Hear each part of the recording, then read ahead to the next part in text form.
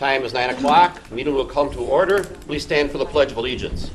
I pledge allegiance to the flag of the United States of America and to the republic for which it stands, one nation, under God, indivisible, with liberty and justice for all.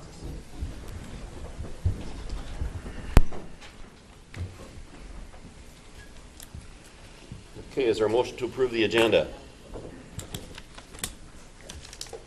Motion. Motion made.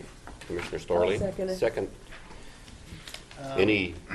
One correction I would just put on there, just since all the commissioners received the same letter. On the consent agenda is a letter from Caledonia Mayor Josh Graham, just to be added just for record since we all received it. Okay, anything else? No. All those in favor say aye. Aye. Aye. And opposed, nay. Motion is carried. The minutes, I have a motion to approve the minutes. I'll make a motion to approve the minutes. Motion made, is there a second? I will second. Any discussion? All those in favor say aye. Aye. And opposed, nay. That motion is carried. Public comment period. Anyone wishing to address the board today? No personal attacks. An attack would be any complaint regarding an employee or department. Anything of that nature shall be directed to the Human Resources Office. Would anyone care to make a comment to the board?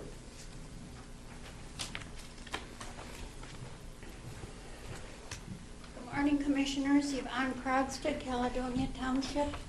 It seems some of you believe the plan for the Highway Department building proposed last week meets only the needs of the department. I disagree. It is excessive. I saw wasted space and questionable use of some areas in the plan. An example, is a meeting room really needed? How many people would be involved in a meeting? And could there possibly be an alternative location?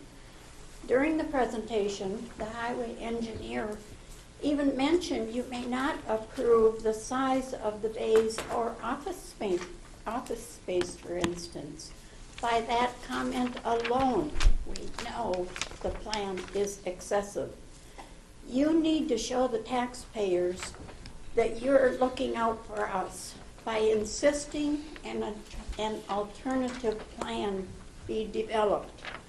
Architect fees rise along with the cost of the building. So by downsizing, you not only save in construction fees, you save in architect fees. Also, rather than putting the fairground area off limits completely, have a conversation with the fair board. They might willingly, gladly give up some space in order to save the taxpayers money. By building on the present location, you put and sell the property by the school, you put that area back on the tax rolls.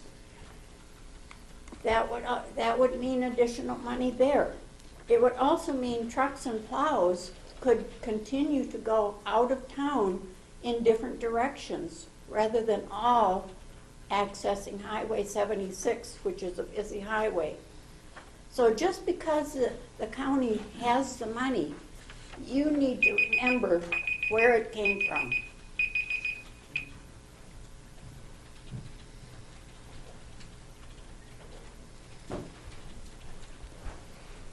My name is Dennis Gavin, and I'd like to talk about the county shop also. I am concerned that I think it is a little too big. I don't think that the county needs quite that big a building. I think they should look at that again. I don't know if they should go out by the school either. I think that should be saved for housing development or future growth. We need more tax base someplace to come to the community, and I think that should be saved for that. I've showed you guys our shop, and we have 30 people that work in our office and shop up there, and our shop is like 15,000 square foot. Our office is 2,500 for the parts area and stuff. I'm just concerned that I think it's a little too big.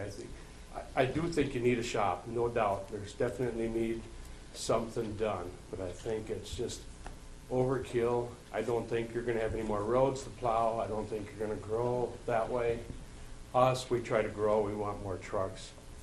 I think with the plows and stuff you guys have, you're more efficient at plowing and doing some of the jobs. So I think the equipment's bigger. I think you have enough space where you're at.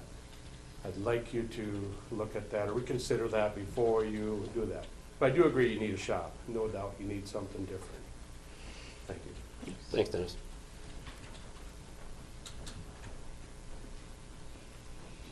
Does anyone else wish to address the board? If not, we will continue with our meeting. Okay, Brian, there you are. Okay, thank you.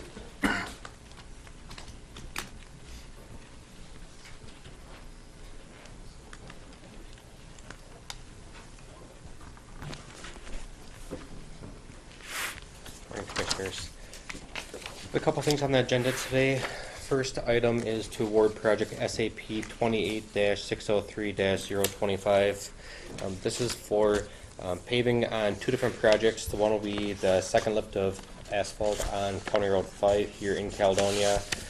And the other project would be paving of County 3 at the bridge site that's being completed just east of Brownsville. The engineer's estimate was $146,148.50.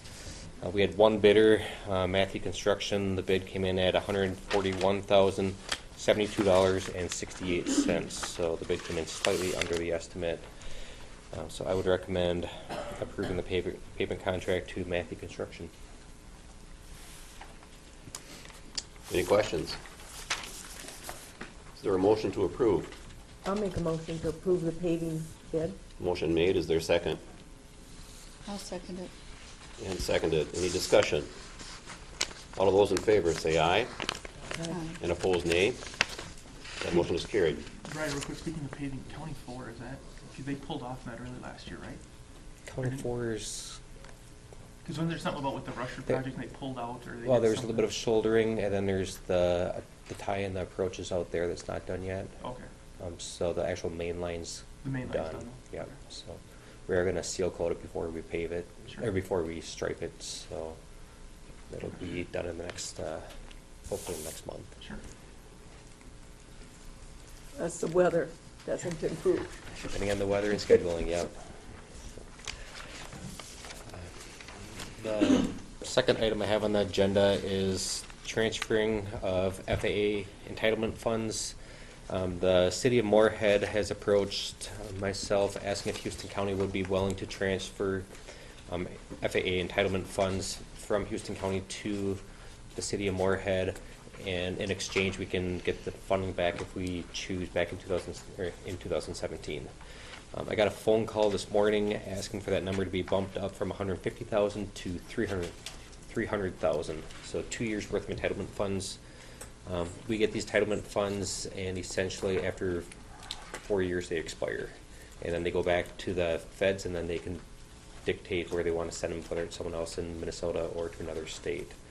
So we transfer them to Moorhead, then they stay in within the state, and someone gets to use them. We get to have them back if we want for a future large project. Airport funding, we have a lot of different funding sources out there. These entitlement funds are only a part of the federal and state funding that goes to the airport. These funds would primarily be used toward a large project, since we've got them repaving. The next large-scale project, if we did anything out there, would probably be to buy additional land and to build hangars. I don't see that happening between now and 2017, so I'd recommend transferring 300,000 to the city of Moorhead. And that's something that's typically done amongst airports. I know we've done it. I Yes. know Winona was getting their, was their ILS getting in or their approach or something, or they're extending their runway. I know we've done it before, so Yep. helping the fellow. And it keeps it in the state, too. Yep. Yes. Need a motion for that, Brian? Yes. I'll make a motion to delegate some of our FAA entitlement funds to the city of Moorhead. Second. Motion made and seconded. Any further Do discussion? we need to have an amount on it? Yes, 300,000. What I put on there is 150,000 of 2013 funds, 150,000 of 2014 funds, and 20,000 of 2015 funds. So Okay. use up the old money first and Yeah. save the more recent funds. Any further discussion? All of those in favor say aye. Aye. And opposed, nay. That motion is carried. If I can give a couple more quick updates. Been getting quite a few phone calls on road bans. MnDOT is lifting the road bans in southeastern Minnesota tomorrow. So we are going to follow suit. We'll lift our road bans on all of our county roadways tomorrow. So road bans will be coming off.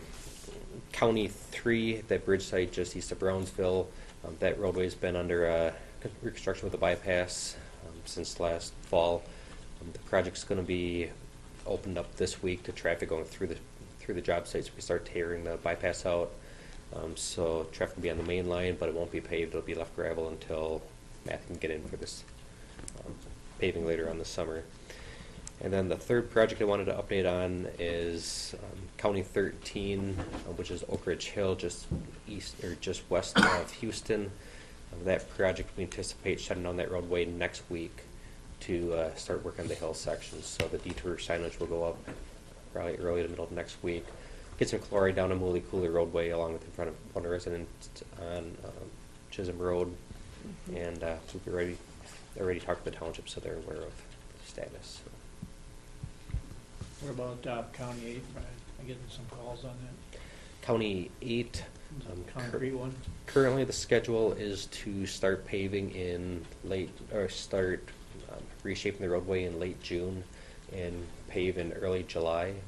There is a potential that can get pushed back until potentially September. Really? I'll hopefully know more in the next week, the next few days. Because the concrete plant is not around or something? Yes, it all Is depends that on the reason? scheduling, yeah. So hopefully I'll know in the next few days. Will there be dust control on So. that this summer? It depends on the schedule. I don't want to put down too much chloride if it's going to be covered up right away with pavement. Yeah, So, sure. That makes sense. Okay. I've got a few calls on Okay. that. Thanks. Thank you, Brian. Human Services, are you ready?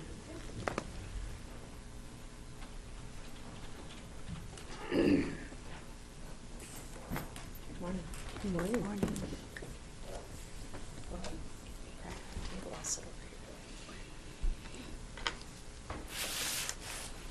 Okay, I have some updates, but before we do those, I have quite a few contracts. Actually, they're amendments to some co-op agreements we have. They're regional co-op agreements. The first one is our CREST Initiative co-op agreement.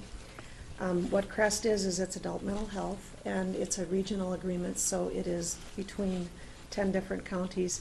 Actually, what happened was the state found another $167,500, and they decided to take this money, and we as a region agreed they should take the money, and it's broken out here. There are some big bills out there for uncollected room and board expenses for people with mental illness. So the money ends up being paid out to those places. One of them is Austin Manor.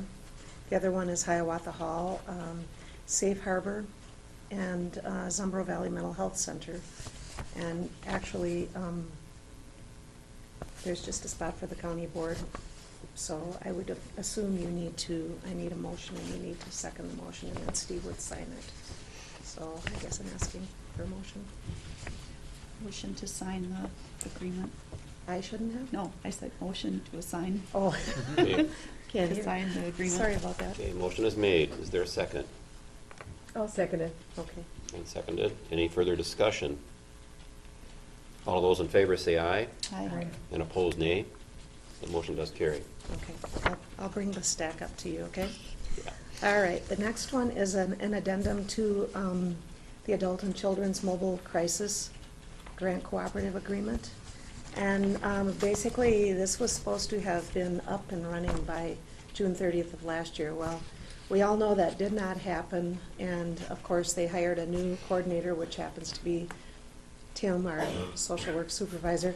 So anyway, what this addendum does is it extends the contract period to December 31st of 2015. The money is still out there, and that was a state grant.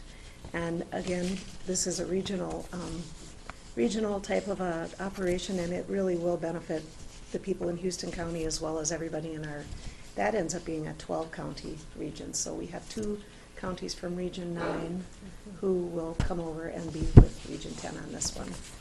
And I need the same. Motion to approve the contract for the crisis center. Motion is made. Is there a second? Second. Any further discussion? All those in favor say aye. Aye. And opposed, nay. Motion is carried. All right, thank you. And then we have also, this one actually is a 5-county agreement.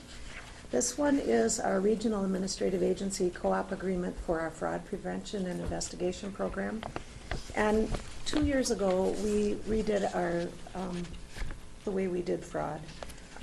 A person retired, and therefore we were allowed then, instead of having a social services type of a worker, an income maintenance worker at that point, we now have a police officer who originally was a Wabasha County police officer. Now he, I guess this would be a state agreement, so he works for the state of Minnesota, and he handles the 5 counties on the eastern hub, which would be, let's see, Wabasha, Winona, Houston.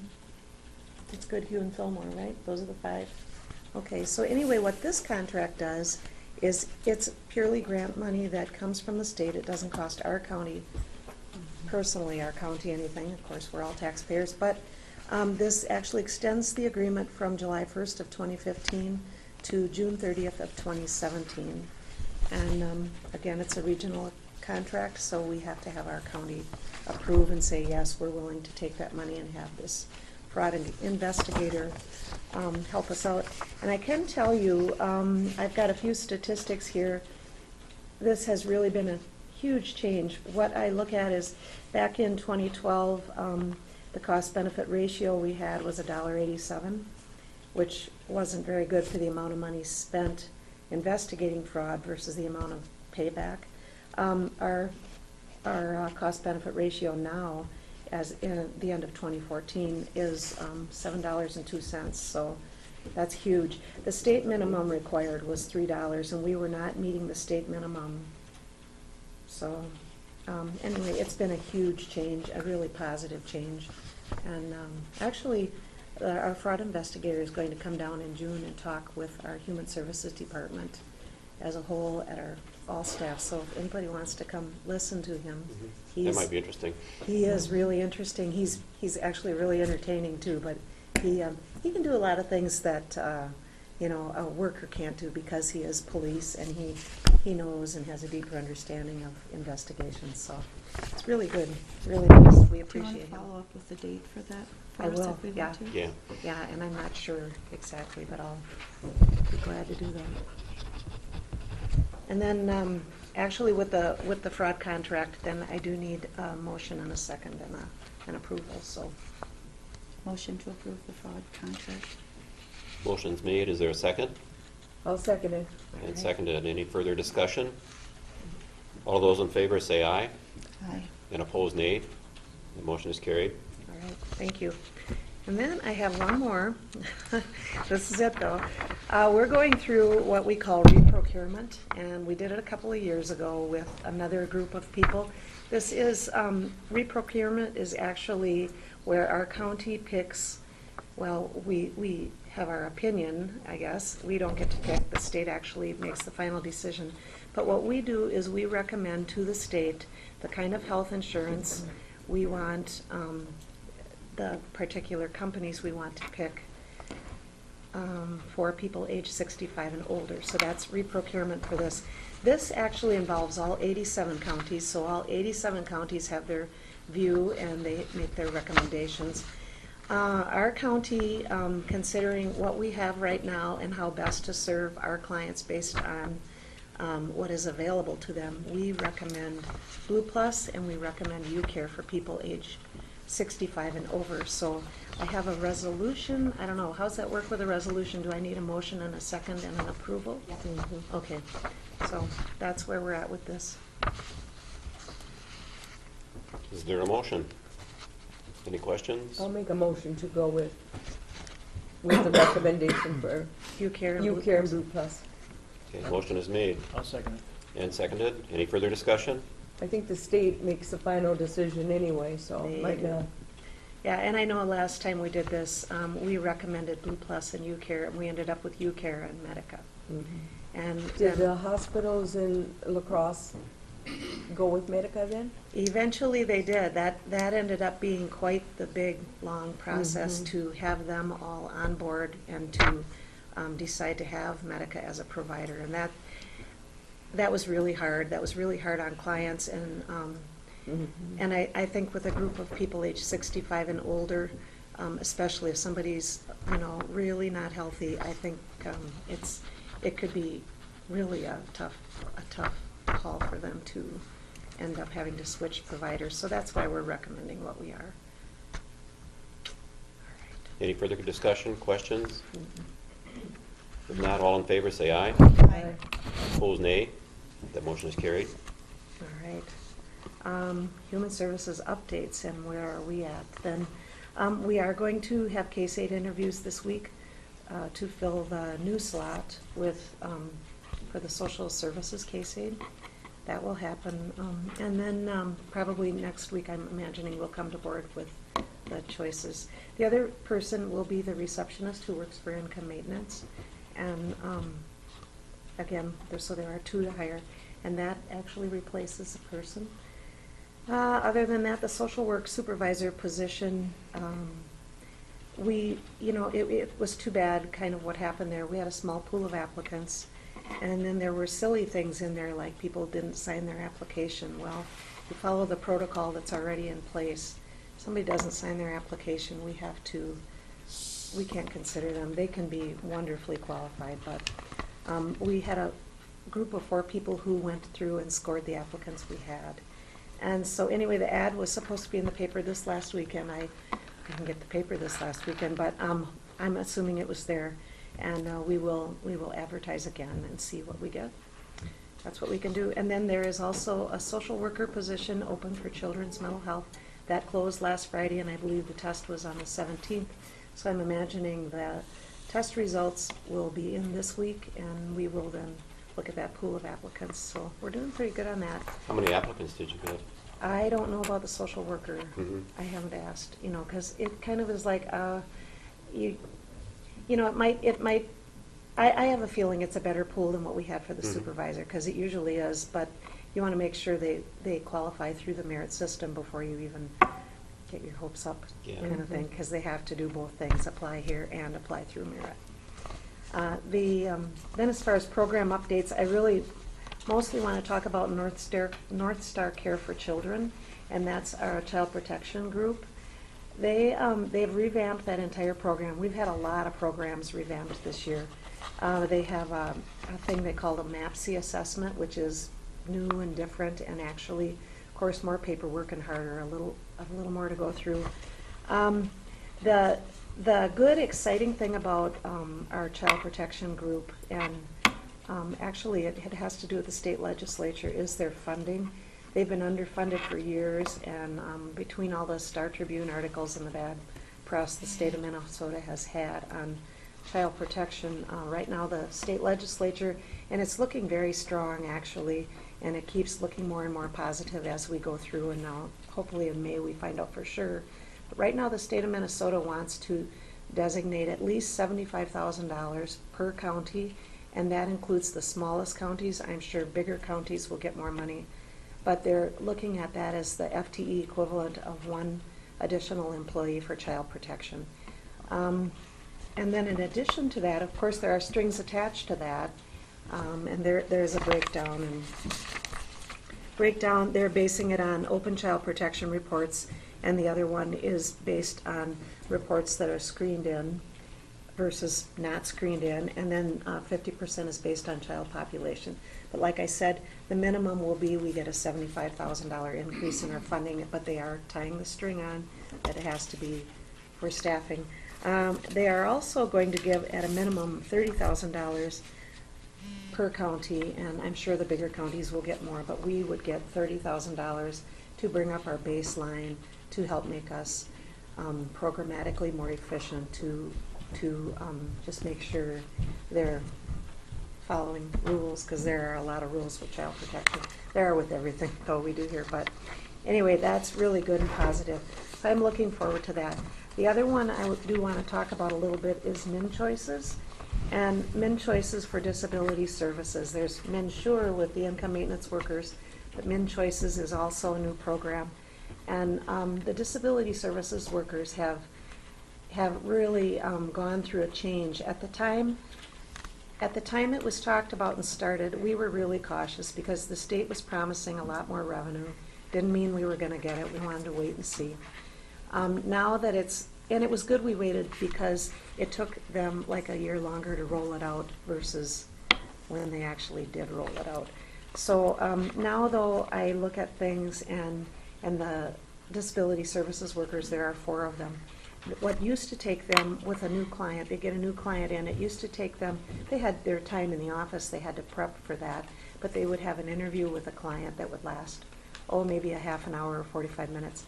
Now those interviews with clients, and some are, really very disabled, have a hard time sitting that long or whatever, have a shorter attention span. Those same interviews that used to be the 30, 45-minute ones are now 3.5, sometimes 4 hours. So they're taking a lot longer. And we need to look at that too. The good news on that one though is the revenue is also panning out to be much higher. So that is, again, a group that pays for themselves. They more than pay for themselves, actually. They earn enough revenue that they help fund some of the other programs that don't pay quite as well. So I will bring more about that to you. I'll study the numbers a little better and I'll keep you updated on that too. But they're kind of in the same boat Karen's going to talk about with MinSure. And then just to look at things, I thought it might be nice to look at the caseloads of the social workers. I'll go through each discipline a little bit with you. The children's mental health workers right now, there are 3 of them, but there will be 4. And if I take an average out the caseloads they have right now, the 3 are carrying a caseload of 4. So the numbers are pretty big. They have a 23 and a 21 and a 27 caseload of children each they're watching and taking care of. And then they're also to help out the child protection workers right now. They have 6 PSOP, which is Parent Support Outreach Program grant children they're taking care of. Do we get penalized for being over a certain number? Yeah, I'm glad you asked, because the higher the number, the more we get penalized. They lower our rate is what happens. So not sure how that's going to pan out in July. We were okay for most of the year here, but now they're way over. But now they do average out. If I take those 3 workers and their caseloads, I average it out. It was like 17.8 children per worker. They're supposed to be at 15. So we are over. So I have a feeling it could penalize us in when we get the new rates in June. They base it on the last year's caseloads as part of it. They look at it, they say, wow, are you guys ever efficient? I guess we don't need to pay you so much, is how the state looks at it. And there is a formula, and they figure it out that way. Children's mental health is one of those disciplines, just like adult mental health. They actually pay for themselves and then a little bit more added on to that. So we really need to take care of children's mental health and make sure we don't overload their caseload, or we will get penalized, and that'll cut back on the amount of revenue we're allowed to help sustain the program to help the people. Child protection, we have 3 workers right now. I ran a report as of the end of December on them. They have 64 cases that are open. I do believe they need to close a few of them, but they are over as well. They should have 15 cases. That's the recommended at the state of Minnesota. It doesn't penalize us with the revenue as much, but what it does do is it burns them out. And the amount of paperwork that goes along with child protection, especially with the new North Star Care for Children, has really bogged them down. Hopefully here now, this case aide we're going to hire will help them tremendously, and I think we'll get a good person in there who can just really help them, and that's their forte. I'd much rather have the child protection workers out there helping the little kids and less time on the paperwork, and this will help them. So there's some good hope there. The out-of-home placements, we currently have 17, and that's been pretty steady. Last year, I know there was a time we had 9, which was amazing, and that was the first time since 2001 we've had anything. Oh no, 2001 was was our peak high. So it had to be before 2001 that we had 9 kids in foster care. Our licensing case aid has 65 family child care homes, daycare, and then she has 44 licensed foster homes. And some of those foster homes are adults, some are children. So she's busy, and that's good. And she's actually a very willing person. She helps a lot. You know, we have her do things that if she can fit them in, she does. But she's out and about a lot. She also does daycare trainings and foster care trainings.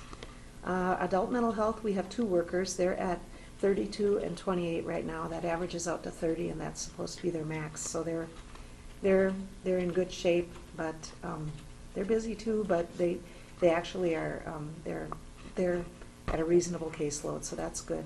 Our disability services workers have 4 workers, and they have they can take more, but now with their change in min choices, they have right now, one has 49, one has 53, one has 58, and the new person has 41. They are within limits, so they're okay at the moment, but like I say, we're really watching the amount of time. I'm not sure the more new clients they end up with. They haven't done renewals yet in the min choices program, and that's supposed to roll out this summer. I'm thinking renewals are going to be pretty time consuming as well, but we'll wait and see a little bit. I'll bring that back to you when I get my homework done. Adult protection CD commitments, we have 1 worker doing that. Right now she has 19 CD cases, chemical dependency. Adult services, that would be like guardianships, welfare checks. She has 4 of those that are current. There are a lot of more guardianships out there than that, but they're already in place. And then adult protection, she has 3, and then she has 2 commitments right now she's working with. And intake, there's 1 person. In 2014, she had 978 intakes. I figured that out by 251 working days. That's almost, it's 3.89 intakes a day, which that means people calling in, reporting things that are going on. In 2015 so far, she's at 4.01 intakes a day, so it's up a little bit. And that's what I have.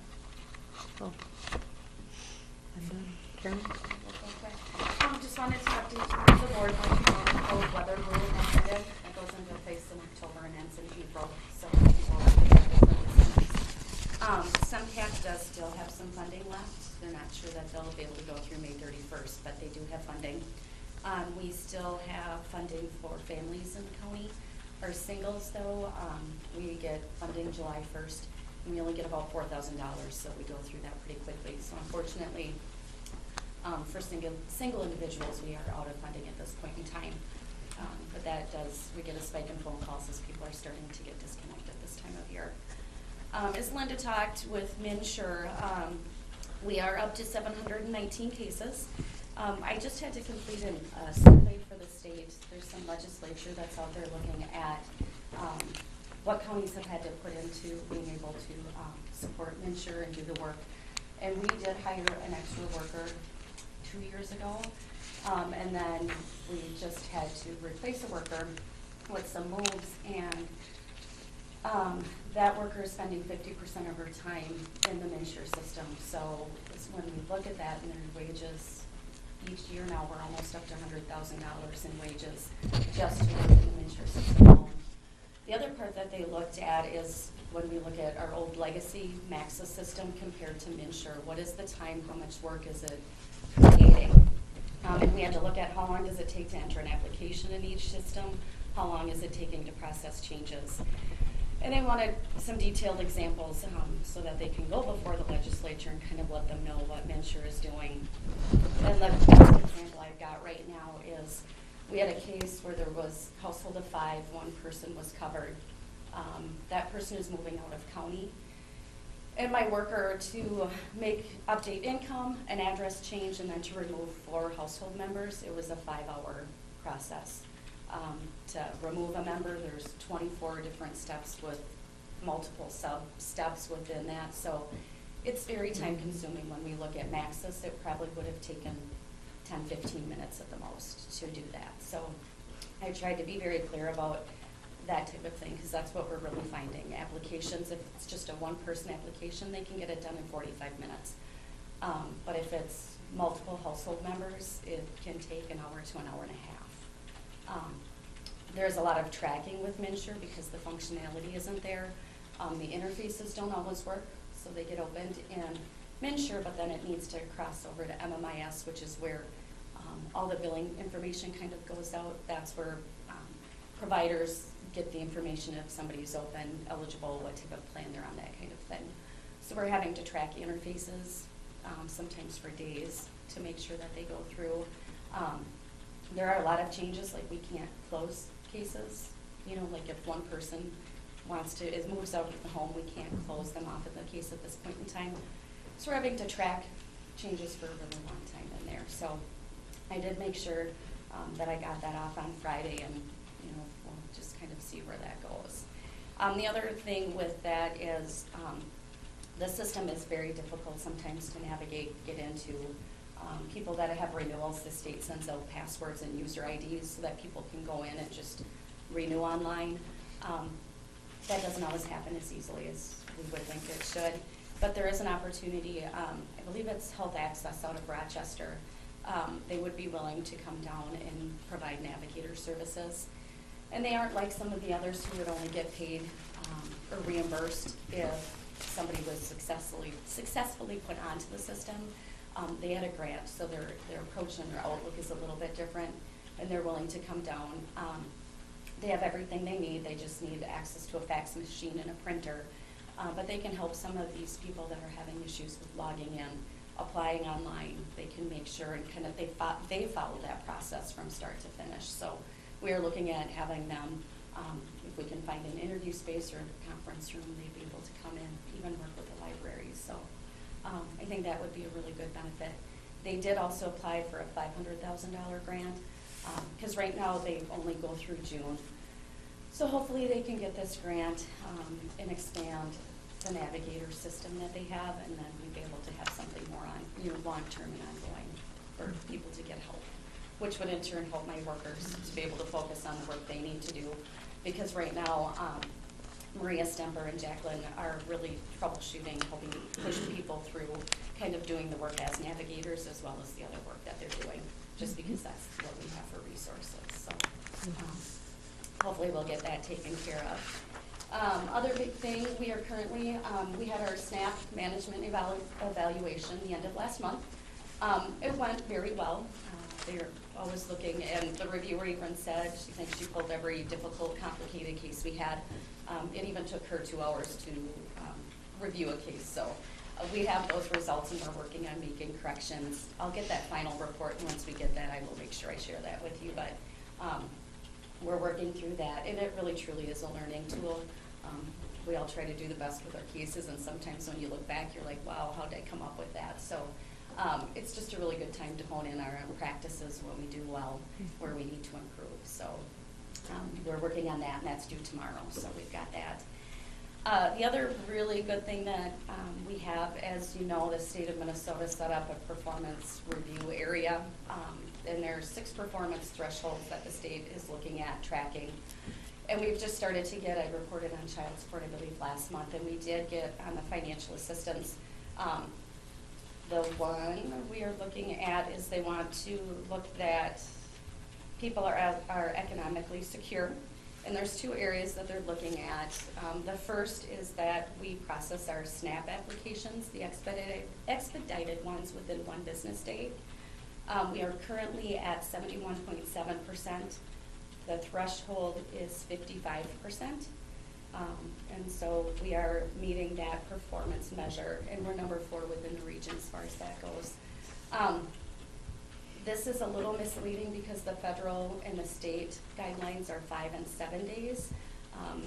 So we're not quite sure where they came up with this. This used to be the old rule that we had to process expedited cases within 1 business day. To me, it's kind of the writing on the wall. Are they looking at going back to this? So we are really striving to get all of our expedited. And to be expedited, you have to meet lower income, or your income has to be less than what your expenses are. So we're doing very well there. And then the next one is the percent of cash and SNAP applications being processed timely. We are at 90.2%. The threshold is 75, and within the region, we are number one in the region for that. So I just had to, with everything, it just seems there's a lot of audits and reviews going on. So my staff that have been very short-staffed have done amazing work at monitoring and trying to get assistance out to people timely and as accurately as possible. So it's a lot of work. A lot of rules have changed. When you look at MNsure, I'm really glad that we went and that you allowed us to hire somebody, because I'm not sure that the staff I had would have been able to maintain and to still perform at the level that they've had. So for you to allow us to hire that extra staff we really thank you for that. So, any questions? Is MNsure ever going to get better? I don't know. I hope so. There's not a day that goes by. It just sounds like it's such a burden. And It's very, bugged. very cumbersome. They make a fix and it breaks something else. And it just is tight. I've never seen any, like I said, you go into Maxis, you change a couple screens and you get the results and it works. With MNsure, I need to find out if on monitors they have, how paper, you can have something that tracks and you can move it down so you can follow. We really need something for monitors. We can't print the directions out because they change every day. Something could change in it, and if you don't follow exactly as it's done, the cases don't work, and then we have to call the help desk. You hate talking about it. Anything. You hear, yep, it's going to go away. Governor Dayton wanted to spend $500,000 to review the system. Mm-hmm. There was a survey, or Deloitte, the state hired Deloitte to come in. Which way is the wind blowing, that kind of thing. Mm-hmm. So I'm glad, because I've been saying, when are they going to start asking the counties about time? When are they going to get feedback? Because it's frustrating, and the trainings are frustrating, because even as they're going through the training, trying to show us how to work it, oh yeah, that's not working, so we're going to send you updated directions. There's not a day goes by that we don't hear the interface isn't working, so track, or this change is happening, so track. The other piece that has been sent back to the counties, for anybody converting, we've talked about these IMA cases and the renewals. CMS has indicated that we have to be at 90% to have people back into some type of insurance. Mm-hmm. The state was tracking that. Now they have sent that back to the counties. So now we get reports weekly about who's still hanging out there, and we have to do the follow-up, find out why they're not on, what they're doing, and we have to maintain those records here as well. So it's multi-level. We're tracking a lot of different things. Sounds that way. So I hope it gets better. I'm not sure when. Yeah. I don't see, I think we're going to be running like this for quite a while. Mm-hmm. So is everybody, though. Yep. Yep. Yeah, I think it's nationwide. Mm-hmm. Nationwide. Nationwide. Yeah. Any more Thank you. questions? Comments? Yeah, good report. Thank you. Thank you.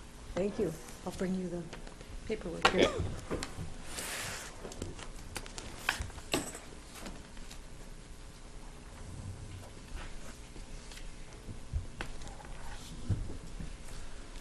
And Tess, have you ready to go?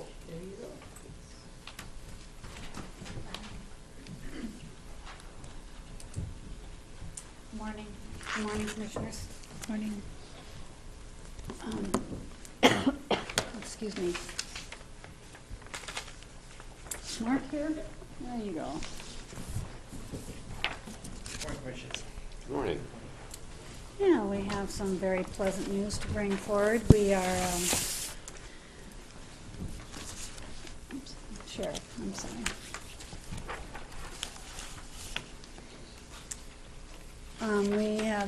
The Sheriff's Office has made successfully completed a search both for a full-time probationary jailer dispatcher as well as a half-time probationary jailer dispatcher. In your materials, we have Danielle Henson, Schrader, as is being proposed as a 1 FTE probationary jailer dispatcher at an hourly rate of $19.29 an hour effective May 11th. And Bruce Shores is being proposed to be fill the half-time position at an hourly rate of $19.29 effective April 24th. We would like to see those as separate motions as you go forward. But first, you may want to hear from the sheriff and jail administrator.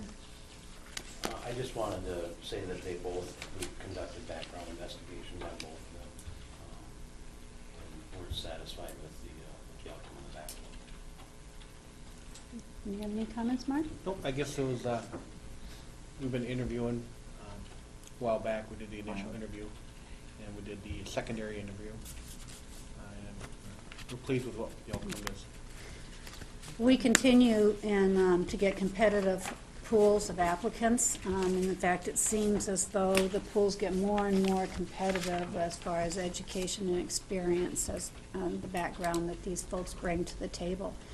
So it's a challenge, but a good challenge. So these two are ones who haven't worked in the jail before? Correct. Danielle was criminal justice degree background.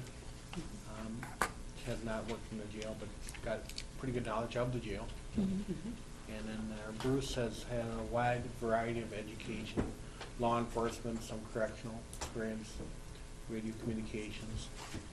Okay. I'll make a motion to approve Danielle Hanson Schrader as a full-time probationary jail dispatcher. I'll second it. Motion made and seconded. Is there any further discussion? If not, all those in favor say aye. Aye. And opposed, nay. That motion is carried. And looking to hire Bruce Shores as a .5 FTE probationary jailer dispatcher. I'll make a motion to hire Bruce Shores as a .5 probationary jailer dispatcher. Motion's made. Is there a second? I'll second it. And seconded. Any further discussion? All of those in favor say aye.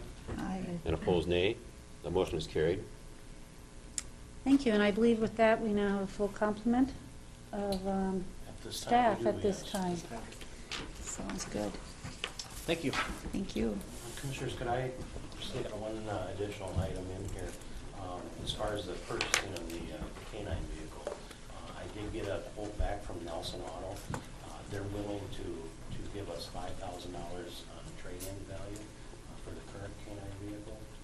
And I pulled last year's auction values, and last year, and there's 3 different year models here, 07, 08, and 09, but we netted under 5,000 for 2 of the 3, and the one that we netted over 5,000 was by $76. So for me, I feel 5,000 is a fair trade-in value. What year is that one? 2010. Okay. So I'm assuming I need some type of an emotion probably. What's the boot cost? That brings the purchase price would then be down around $29,000. 29. So can you still transfer the K-9 equipment that you need from one to the other? Some of the K-9 equipment, the rest will Okay. have to be purchased. Okay, Mm-hmm. sounds good. That seems reasonable to me. Okay. Is there a motion? So moved. Is there a second to trade vehicles I'll second rather it. than take it to auction? Motion made and seconded. Is there any further discussion, questions? All of those in favor say aye. Aye. Aye. And opposed, nay. Motion is carried. Go ahead. Commissioners. Okay, thank you. Next, we have Human Services. Linda? We have some upcoming leaves that will be in the ballpark of 6 weeks or more. And we are in Human Services, social work positions. And so in preparation of that, the department head, we determined to go forward with 67-day employees to assist with that. And some of that, those folks may need to come on a little earlier, potentially. That's at the discretion of the department head. Both, one is currently an intern here, I believe. Is that correct, Linda? social work intern who's completing her social work studies at a local university right now. And the other, I believe, has been a former 67-day employee and social work intern as well, who's would be available over the summer. So we respectfully request at this time that we take each of these separately, but hire Emily Angen as a 67-day social work employee at an hourly rate of $18.71 per hour, conditioned upon successful completion of the background check. And then we would be asking for a second motion to hire Michaela Sickler as a 67-day social work employee at an hourly rate of $18.71 per hour, conditioned upon successful completion of a background check. Linda, is there something you would like to add? Well, actually, no, they really need the help. So is Emily the intern? Or Actually, Michaela? Michaela's. Michaela, so there will be Oh, very from little backwards. training because she's She's ready. doing it already. She is, she's ready to just jump right in. She understands how our Yeah. SSIS system works. It's the social It's a good way to do software. it. Mhm. So- And she's really been a good intern too, so. Oh, good. We're excited. She's actually already been, she's done a few things in child protection. She's spent most of her time in children's mental health. So, Okay. yeah, she's very qualified and happy to do it. Good. Questions, comments? Motion to hire Emily Engen as a 67-day social work employee. I'll Motion made second it. and seconded. Any further discussion?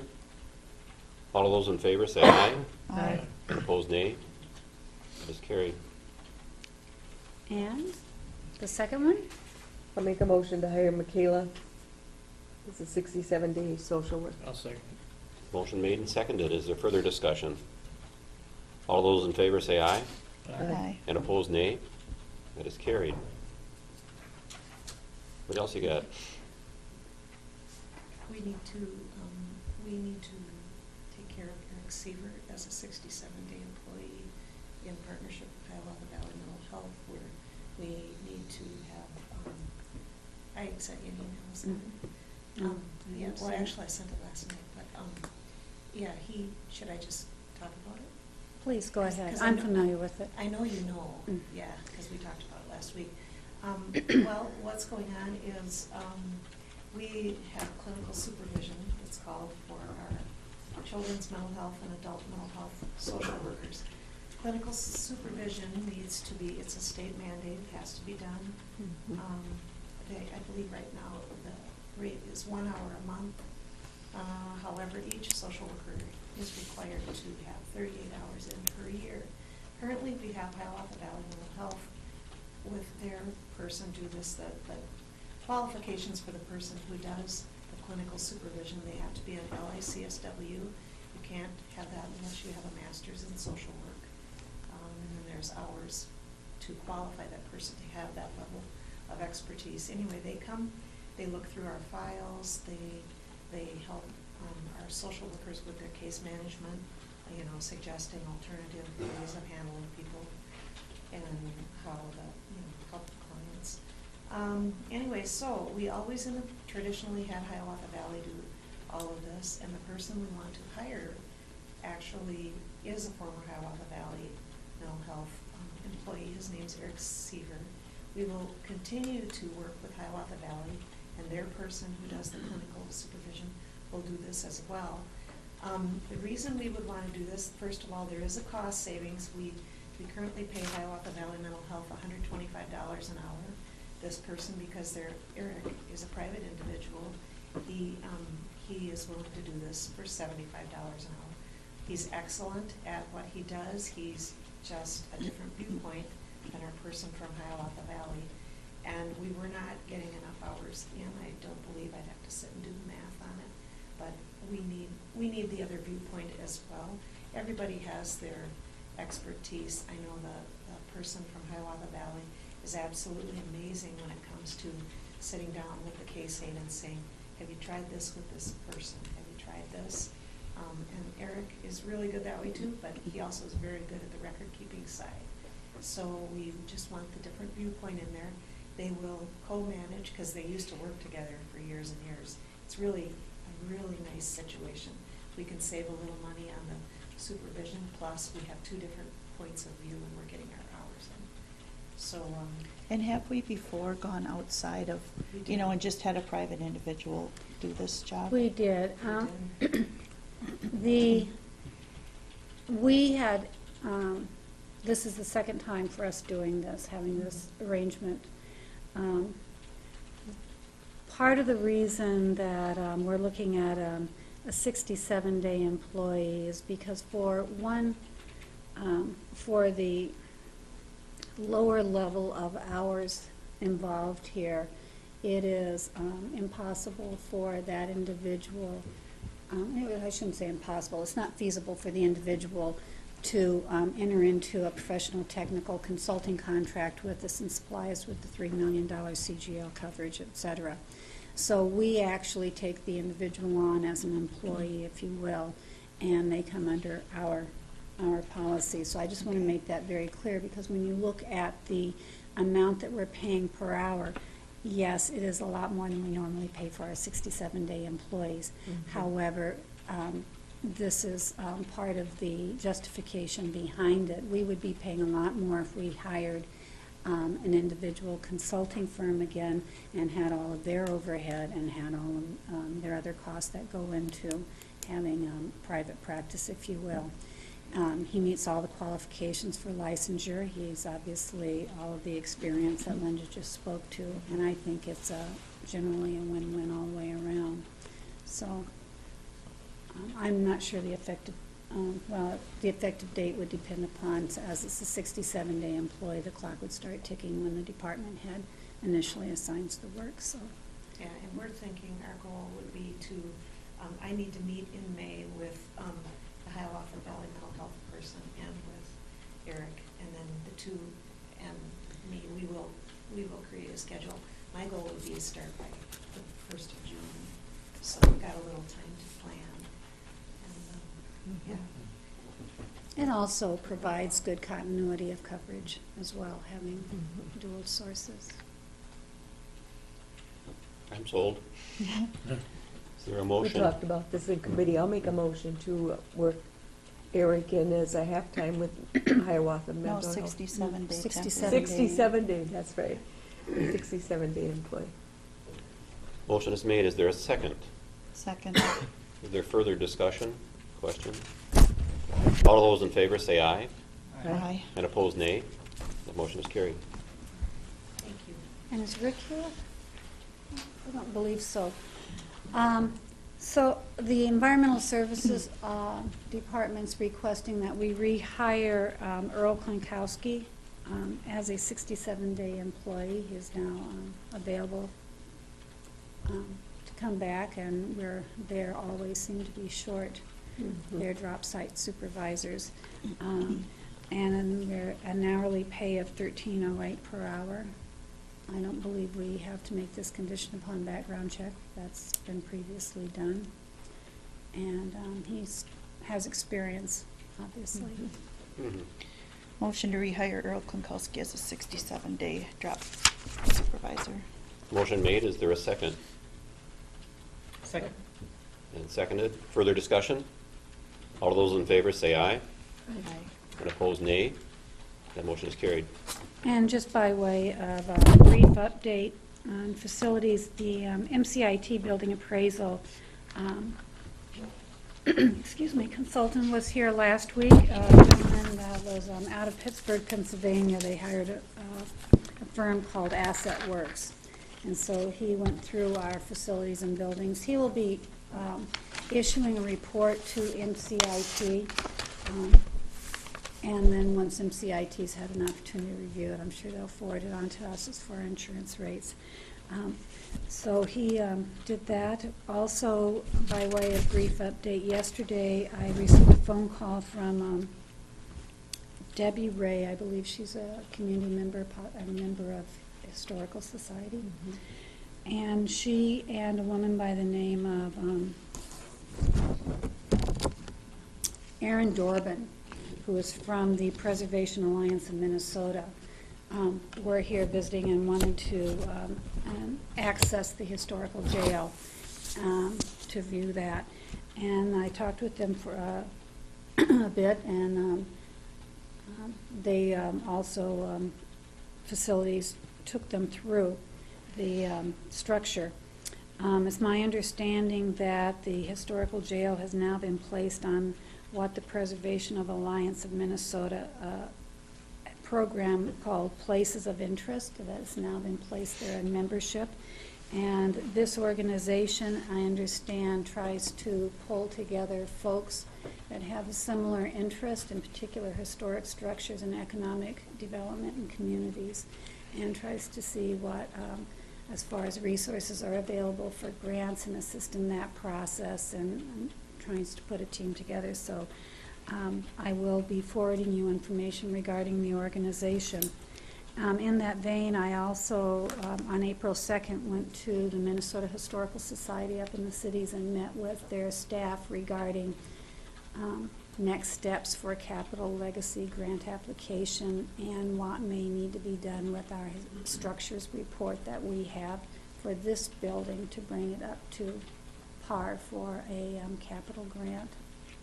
And so that's all I have for Did you get any information as to what we need to do?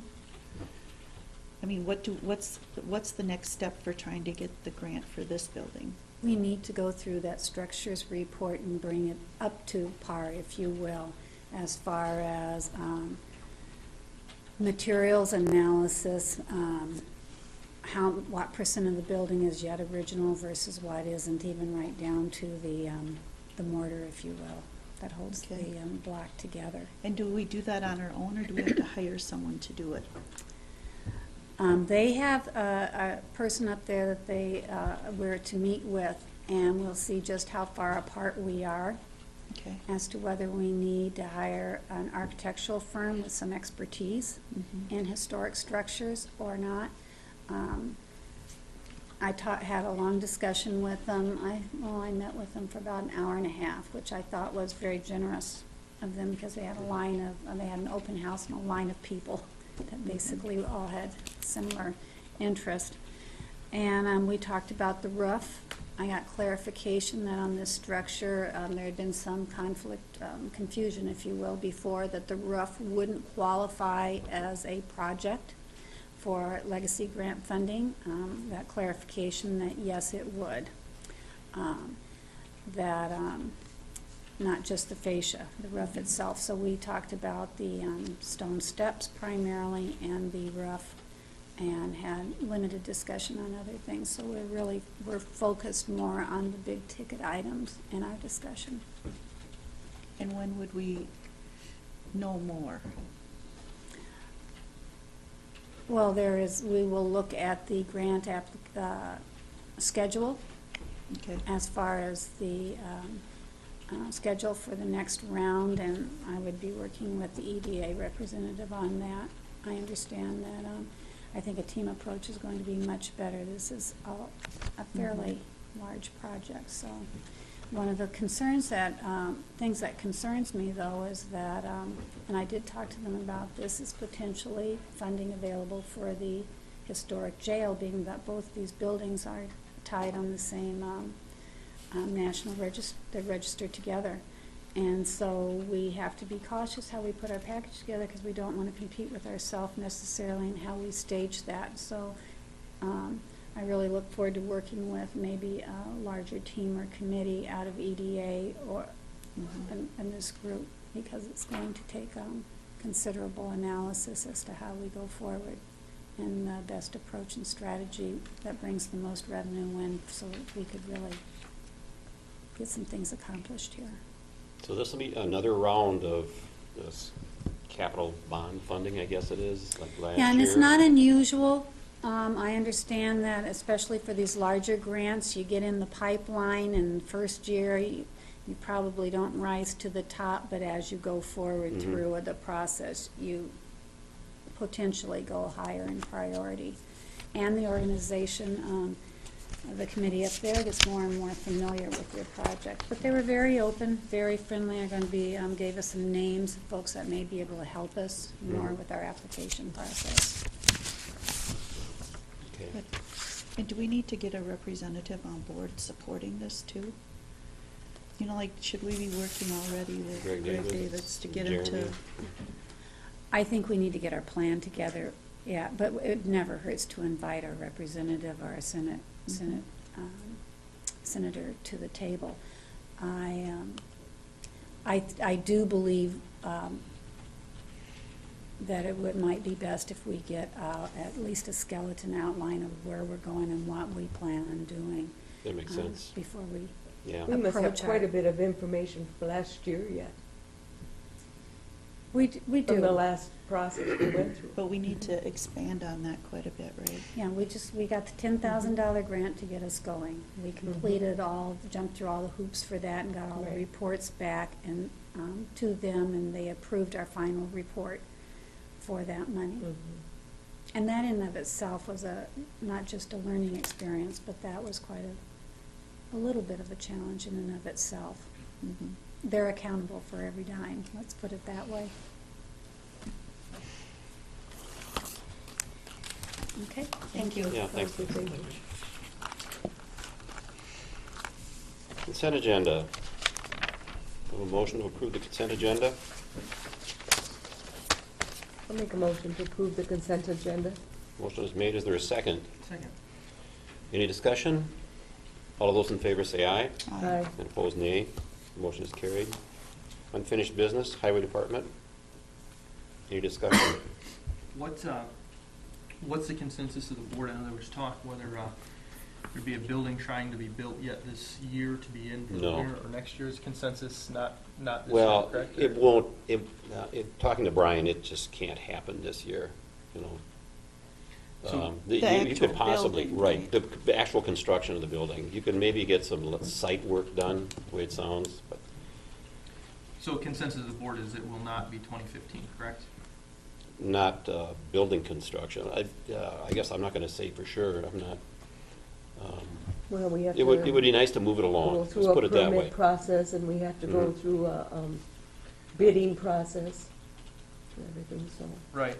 I just That's want to what we just will- clarify for a lot of people that are concerned that it's getting pushed through and Rushed. things are getting overlooked to try and meet deadlines No. to get it by the end of this year, and I just want to Mm-mm. find out if there's any truth to that. I would like to follow up with Dennis Gavin a little bit on what his thoughts are on a building, if you don't mind, Dennis, sometime.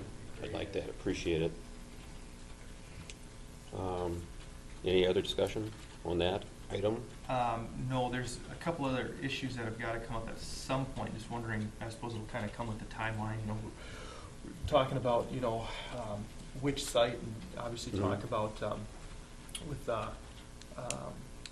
Fair Board, stuff like that talked about, so I'm sure we'll have to have a timeline for Yeah, that. but- the Fair Board would come in and visit with us. I've already gotten some calls, and they're not in favor of allowing an expansion into their, We should Area. invite him to come to a Yes. Well, I'm meeting thinking, here. yeah, have them come to the board, or Will do. maybe see if they could get on the agenda, just so we could have some discussion, and then people from the public can hear what's going Right. on, so. Okay, Sounds I good. plan on that for next week. Does that work? Okay. Yeah, get in touch and see if it Mhm. works for them, and if it doesn't work for them, the following week, whatever, but. Certainly. Sounds good. Mhm. I would like to see, could we do some plans with a cheaper building, like steel building, like we've looked at? That was already, I think that's all already We've part of never the had any package. plans brought before us with numbers on it. Yeah, There is. there's a steel building. I'd like to Yeah. have another A option to pick combination. from. Well, We've there's, already seen there's that three one. options: a steel building, a hybrid steel and concrete, and then an There's two on there. all concrete. No, there's three on the, Yeah. what we got last week, Yeah. Mhm. 3 options. Look at it again. I wonder if one of these companies who makes steel buildings couldn't draw up plans for us without using an architect, because I really have architects, I don't like it when you bring in an architect, it's like giving them a blank check. Who's going The bigger they to? make Yeah. it, the I bigger, guess the more they make. I don't like shoveling money to But these architects and buildings, engineers. Like I Butler agree. buildings and whatever. But on the other hand, who's going to do the oversight? Mhm. You have to have somebody, and you just can't say, okay, put up a building. You have to have You need specs to in order have- to bid it. Yeah, you just, somebody's got to be there. I You've just got to thought hire somebody somebody. in the business of doing that would give you something. At least sit down with you and just see what you need Mhm. and build you something, give you some plans. I know some people have talked to me about that Right. people are doing that. Design build. They're not gonna give you, they're not gonna wanna shortchange you, they're gonna Mhm. give you what you want. Yeah, design build Yeah. type Yeah. arrangement. And I'm not just sure, From what we've looked at in the past, it's my understanding most companies don't want to allow you to use their specs in order to bid something out. Well, I didn't mean it, I didn't mean to use someone, architect specs and not pay them. No, I think most builders don't want to go to all the trouble of drawing up the plans for free and I then didn't get know. to use them out. oh, I see what you mean, yeah. That's kind of what we've run into before. Mhm. And it has to be bid. Correct. Yeah, we. Maybe Sam could tell you more, Mhm. but What's the question? Well, I don't know, I mean, we've looked into this before, and that's the problem with government, is the fact that you can't go to a design build, and then one company says, well, we'll build you this building for this price, and this person says, well, we'll build you this building. Now you're not comparing apples to apples, and there's issues, and I know we've looked into that, and that's why the whole architect thing has to come into play, which I don't necessarily agree with. Which would be nice is if you could go to 3 different design builds and say, hey, design us a building, which of these 3 do you like? Pick one. You know, which very well could happen too, and maybe that's something to look into. But I know, and maybe Dana, to touch on what you were talking about before, as far as options, I know we've got in that package, there's an option for that plan in a steel building, that plan in prefab walls, and that plan in a hybrid. I guess, are you asking for another plan altogether? Or were you just looking at that plan in a different option? Different options, yeah. That would probably be like a design build type of arrangement. Okay, That would, and we can't do that. I don't know. Well, and that would be something maybe to look Yeah. into. I It's just- just- I- it's kind of a sticky one I with the didn't know. government agency that, because I know we've looked into that before, it's always like, well, you gotta compare apples to apples to go to a bid so that this Yeah. company doesn't say, well, how come they got this job and you didn't? And And that's where you almost need an architect and an engineer to it gets sticky. give you the specs, yeah. All right, Okay. Want to beat that up anymore? Okay, move on. no. Historic jail, courthouse, I think was already covered. Real quick, I guess, one of the questions that needs to keep being brought up until we get a decision here is like, what are we looking for, I bring this up all the time, but timelines, for the jail. The more years we wait, the longer this building's gonna depreciate, or the more it's gonna depreciate. It's been since 2011 that it hasn't been used, so we're going on 4 years, pretty soon it's 5. Every year it's gonna deteriorate more, cost more to fix, It all I know depends we on. talk yeah. about, grants and going and looking at grants and legacy grants and stuff, but, we can chase grants for the next 20 years, and then you still end up with a deteriorated Oh, building right. that's now 20 years Yeah. old. I guess, what's the timeline in which the board says, hey, if we can't get grant money, we can't get options to reuse this building, sell it, make something out of it, here's our deadline of this is, Sunset. yeah, yeah, there you go. We need to come up with something, otherwise I'm worried it's gonna get kicked down the road so far I that agree. now And I nothing think we happens. did talk about a little bit, aiming for the 1st of September or 1st of August or something, now this morning, all of a sudden, we got another person interested in giving us some ideas, But if we set a deadline, we could say the 1st of August, we need to have some real options Or at some and point make a where, final decision. yeah, or at some point where we feel like we've just exhausted every option there Right. is for money. Exactly. Well, okay, let's do something. Well, That's and right. that was Mhm. part of that EDA summit, was to bring people in to see if we could get Mhm. any ideas, and I wasn't there, but I didn't hear any ideas coming forth to the Nope, there EDA wasn't board. any that came through. And I guess another question I'd have is, when we're looking at grants, what are we looking at grants for? Right. Yeah. Are we looking at grants to bring the building back to what it was? Then we still have to find a use for it. Right. Mhm. And are they matching grants or not matching grants? Mhm. And I don't know that August is enough time, but I would put a deadline of it at the end of the year. Yeah. I think that's a little more reasonable, Yeah. that by the end of December, there has to be a decision made, and then whatever it is would take place in the spring. Yeah. I think that that's a better timeline, but I think that's a reasonable one unless someone came in and asked to extend it. Yeah. Makes sense. Is that? It'll keep us on We Looking need to make a forward. decision, Yeah. yes. We We need to have a can't let deadline. it go on and on and on. Yeah. So do we need a motion or can it be a consensus? That's I nice think so. motion. Whichever you want. Make a motion. Motion to make a Okay. decision on the old jail by December 31st, 2015. Your motion? Yes. Second? Motion made and seconded. Any further discussion? All of those in favor say aye. Aye. And opposed, nay.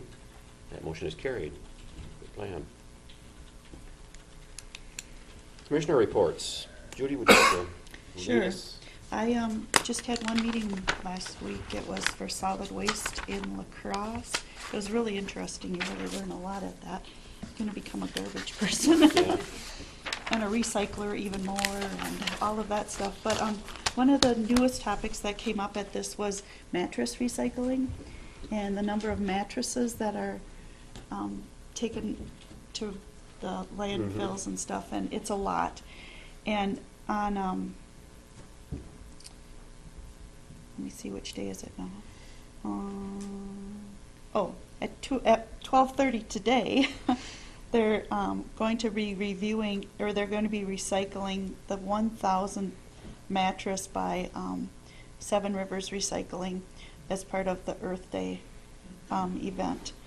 And La Crosse landfill up until now has been doing 7,500 mattresses into the landfill every year.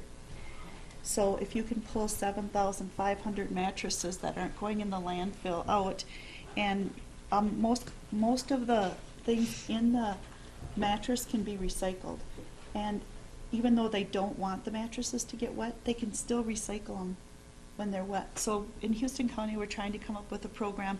The biggest part is, right now, cost to recycle one mattress is $15. So if our county has 2,000 mattresses come from Houston County in a year, that $15 a mattress really adds up. So cost is a big thing with recycling, but if the landfills reject the mattresses, we have to do something. They take a volume of space. You know, Yeah, they they're do, big. and then they cause harm to like the loaders that are leveling the landfills because they get flat tires. The wires from the mattresses get wrapped up on things, and in between the mattress there's blank space, and in that space gases and odors collect, and those aren't getting then recycled into. The methane? Yeah, Or- yep. So it's a whole complicated thing that really needs to get done. Mhm. So we'll have to decide how that expense will be dealt with in our county. Will part of it go on to the person bringing the mattress, or, and then we still have to transport them over there. Yeah. So it's something big to look at. And they say a normal mattress lasts, they say it's 7 to 8 years. So everybody is recycling a Mhm. mattress every Yeah, sooner 7 or to later, 8 ultimately. years. Mhm. So I mean, I thought that was really interesting stuff. Anything And else? that was all I have. Okay. Justin? As far as reports, pretty quiet. Comments, I guess one quick question, maybe you guys know the answer to this. 2 weeks ago, I know the board had given Rick Frank a directive to come in and do a presentation on how they plan to restore their public trust in their department or whatever. I guess I hadn't heard anything, and he's not on the agenda. He's not on the agenda for next week. I was just kind of curious if anybody knew Mhm. why he was not. Yeah, I talked, he isn't ready. He hasn't quite got his, I think He's he's gonna on do a vacation PowerPoint. this week. right, Do we have a time when that's going to be ready, or? as soon as possible. Can he be ready next week? I think he's on Yeah. vacation this week, because I tried contacting him about something. I know it's in progress. Okay. And he was Yeah, working you were on gonna a help, PowerPoint. yeah, you were gonna help him with it. Well, yeah. I was, and Judy, Julie. Oh, okay. Said Mhm. apparently has a lot of background in PowerPoint, so she was Okay, gonna do that's it. good. So it's in the works at least? That's my Yeah. understanding. I can touch base with them. No, I was just curious, because I know we had set a date for 2 weeks, and then it Yep. wasn't, Mhm. so I just wanted to make sure that it wasn't forgotten.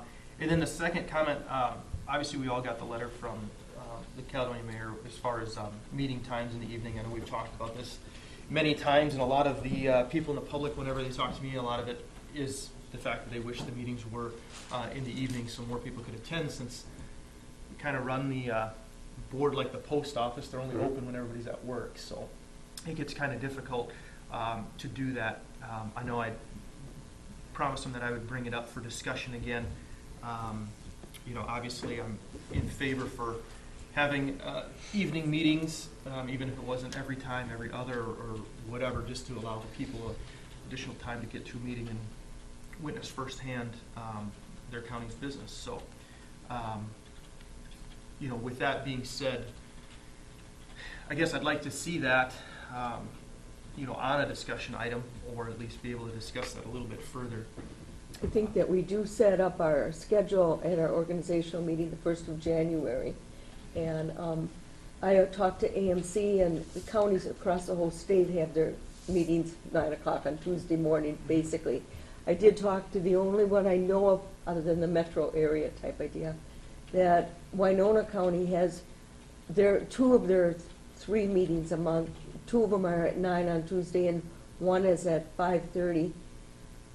I think 5:30, I'm not positive on the time, on one Tuesday of a month. And they have found that they haven't had any more participation. At least that's what Commissioner Ward told me, that by having an evening meeting. And then the employees, because it's mainly a business meeting, would have to either have comp time or overtime, one of the two, which is, you know. But we could really set it up at our January organizational meeting.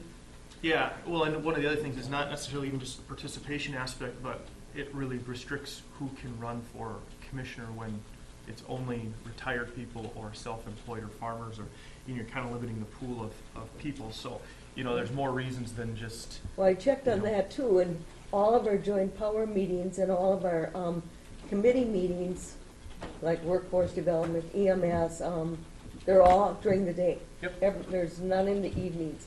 The only one that goes to an evening meeting is our extension meeting and your SEMCAC meeting. SEMCAC, yeah, and trying to think So of the you name. really have to Yeah. have a commissioner that can make the day meetings. Right.